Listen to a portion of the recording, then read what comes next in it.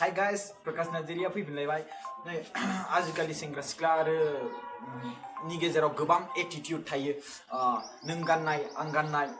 नों जोमनाय आं जोमनाय नों मा फरायो आं मा फरायो बिनिफ्राय नों मा बाइक लानो हायो आं मा बाइक लानो हाया सेंग्रा सिख्लाफोरनि गेजेराव सेंग्राजों लोगोजों लोगो सोरबा सासे डेभेलप जाबाथाय मेगन सालायबाय सोरबा सासे सिख्लाया बांसिन बिउटिफुलसिन जासिनदों सोरजोंबा बाखनाय जादों अब्ला सिख्लाफ्रा मेगन सालायलायबाय सिख्लाजों सिख्ला ओमफ्राय सेंग्राजों सेंग्रा बिनि सोरबा माबा मोनसे लाना फैबाय सोरबा सासे बारानिफ्राय बारा गार्लफ्रेन्ड दङ साब्रै साबा गार्लफ्रेन्ड फथायना लादों बिसोर मेगन सालायलायबाय बर' सेंग्रा आरो सिख्ला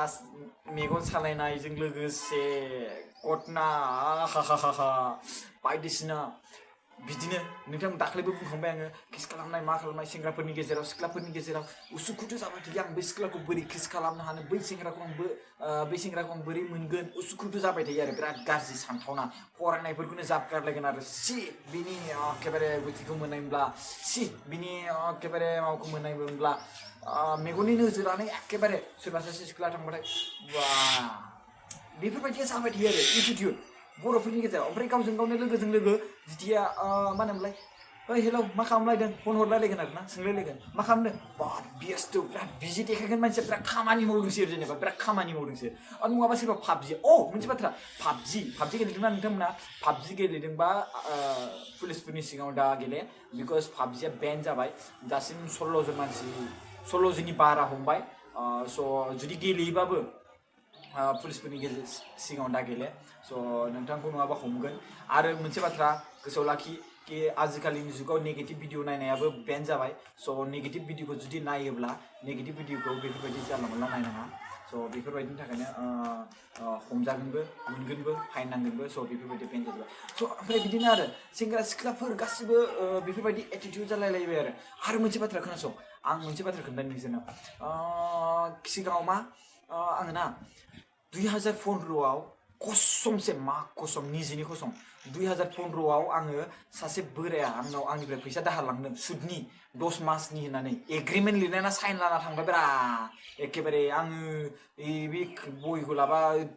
खोन्थाथारगौमोनलै लेखा लिरनायखौ थाबा आखायाव माबा न'सो थाबायना ओमफ्राय दानाबा एग्रिमेन्ट लिरनाय थाखाथारबायब्रा ओमफ्राय एग्रिमेन्ट लिरना लानानै 3000 लाना थांबाय सुदबावसो बेबो 1000आव 100 खरि होमबा मासाव 300 खरि ना ओमफ्राय बिनि उनाव 10 मास